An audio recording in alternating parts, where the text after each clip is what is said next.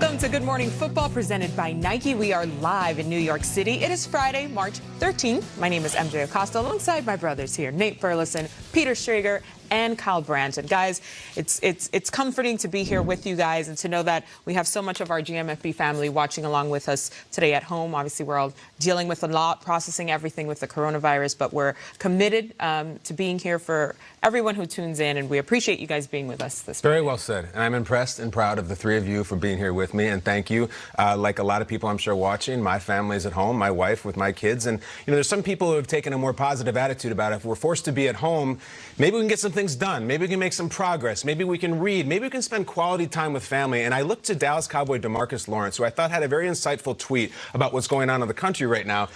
Majority of pro sports are canceled for the foreseeable future. Let's take the time, not in front of the TV, to spend more time with our kids, family, and loved ones. If you're not a parent, brother, sister, or cousin, find a local youth organization or group home and impact someone's life. That is called finding a silver lining, making some lemonade. It's a very, very scary, ominous time for a lot of people. But if you're around your loved ones, make something of it. I know I love you three, and I'm glad I'm here with you. And thank you for watching. And I love you, too. And I love you guys. And I love our crew. And I'm getting emotional because I think a lot of people right now don't know what the answers are. But we're here, and we're trying to give you a little bit of light.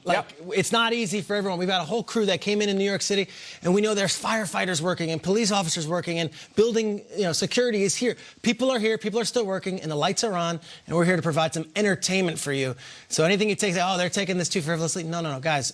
Our show, it's a fun show. We're going to do our best to have fun with you guys and talk a little football in the process. Hug and kiss those close to you. Make phone calls that you haven't made in a while. This is as serious as it gets, but we'll bring a little bit of levity in a day where a lot of people are sitting at home watching TV. Thank you for joining us. And this is one of those times where you have to sort of think like how it impacts every wrinkle of your life, every aspect of your life. Work certainly, but it's just been one of those weeks where things took a turn real quick and we had to adjust on the fly. And everyone here, we want to thank everyone behind the scenes, the people that you do not see. For sure. And everyone who's supporting us here and taking the protocol and being here with all of us, and especially those at home who are tuning in. We're happy to fill in and provide you with maybe a little break from your binge watching or whatever it is you're doing to prepare your family and keep you all safe. And in the NFL world, there's a lot of things going on right here. And one of them, amazingly enough, is that the CBA vote is still on time to be voted on Saturday night. And if you're at home saying, well, what does that mean? The players were presented a new collective bargaining agreement that was agreed upon between some of the executive committee from the NFLPA and the owners. But this all was presented long before the current state the country's in now, and long before the market's tanked, and long before the economics have changed. For example, at the Combine, when this stuff was all going on, it's before the coronavirus really spread around America and really took off all the sports. When I say that, think about this. Owners of several franchises own the buildings, and they also own the MLS teams, and they own a lot of different organizations. All of those events have been canceled already for the spring.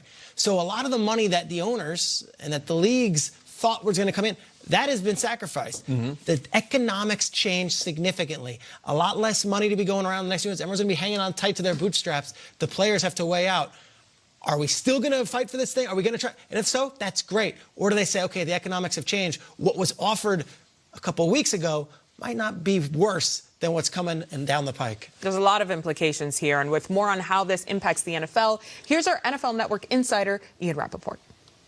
Following a day that saw the coronavirus take over and shut down the sports world, including the NCAA tournament being off, baseball season being postponed, the NBA season being postponed, etc., the NFL remains on track for free agency. As of right now, the plan is to open the league year on Wednesday at 4 p.m., as was previously planned, and the league office has said several times that continues to be the plan. So what does that mean?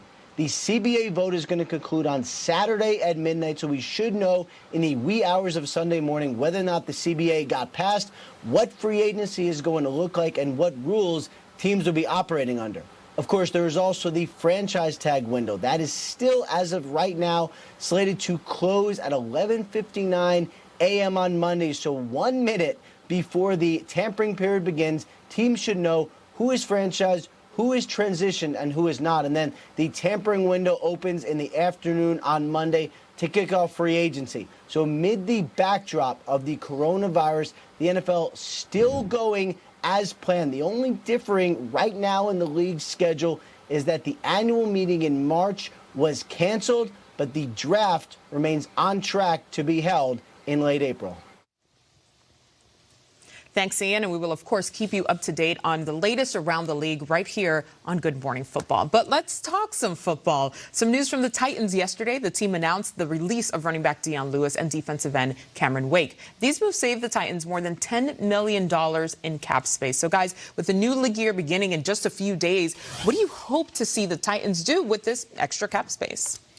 You make moves. Yeah. Listen, you have to sign what makes you special. Last year, what made them special was their quarterback play and their running back. I mean, regardless of all the other factors, defense played well at moments, and Mike Vrabel was a great coach. The surrounding staff, they picked up the pieces after Matt LaFleur left.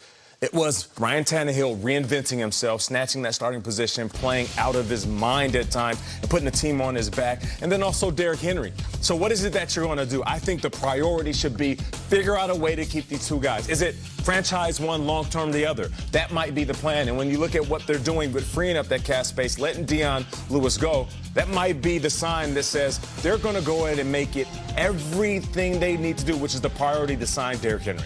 I am fascinated by the Derrick Henry situation because history tells us you do not pay the running back top dollar.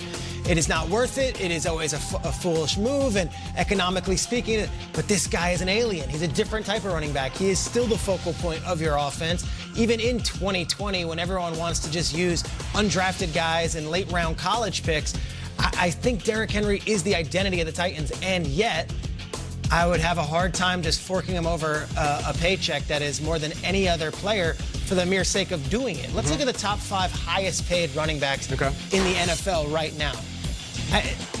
Zeke finished up the season strong. He's in the top 5 of rushing, if I'm not mistaken. Todd Gurley, that looks like a bad deal right now, 3 years in.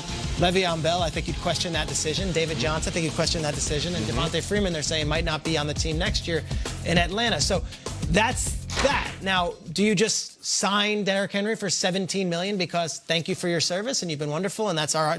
Or do you say, is there another suitor? Like, before we just write a thing for $17 million, does someone offering you 13? Because maybe we would give you 12. How they handle the dynamics of Derrick Henry and not pissing him off is interesting, because you could be very insulted if a team offers you a low ball offer after all you've done for them and say, you know what, I'll take money elsewhere and play elsewhere. The Derrick Henry situation is fascinating. Whereas Dak Prescott has been the ultimate team guy. Let's go see what happens here.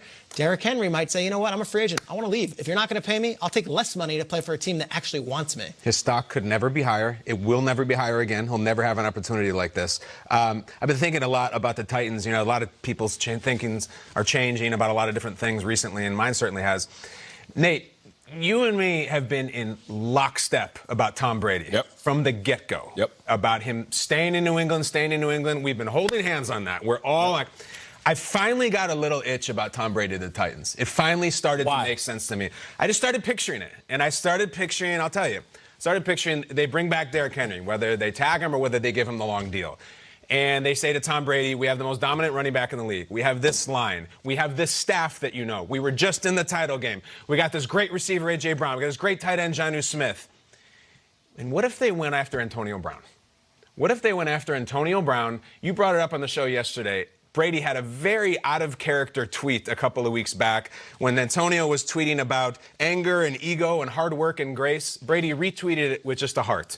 Now, there's some things that Antonio Brown has to go through in terms of the league and whatnot, but if they said, you're going to come in, Derrick Henry, this line, this receiver, we're going to go after AB, we're going to throw him some money, it's really, really compelling. And as a person who has said here over and over, he's not leaving, I got my first little pulse that I could see him in a Titans jersey because of that. Wow. I'd like to see them do that, and they should go all in. And I think that's a Super Bowl team. Antonio Brown, Tom Brady, and Derrick Henry, and that defense, I think it's a Super Bowl team. When I say, and because MJ, you've been saying Brady stay too. How's that sound? Does it get you going at all? Because I'm there. Yeah, well, I'm thinking of this from a different perspective. When I'm thinking about them moving around the money, making sure that they have that cap space. I grew up in a Latino household where my mom was like, oh, if we got a little extra this week, we're going to make sure we allocate that to what we need the most. For us, we had to feed the family, make sure we had arroz con habichuela. That's rice and beans. So what's the rice and beans for the Titans? To me, that's Derrick Henry. That's what they're going to do. That's what they're going to keep. That's kind of the substance here of the meal. So I think with if you got extra money and you've made sure that you move the budget around to allocate that's where it should Derrick be. Henry, love that. higher priority than Ryan Tannehill? That's a good question. And, of course, we love that. But go on. But I think you saying the running back more than the quarterback. For me right now, I feel like that's the heart and soul of this team. I agree. I love that. That was amazing. Perfectly put. Made me hungry, too. Bring in your family Can't go outside into that. And listen, if all that happens, if Brady does indeed go to the Titans, Ryan Tannehill will go to the Patriots, and he will beat Brady and the Titans. All right, let's keep this show going, though. Don't you go anywhere.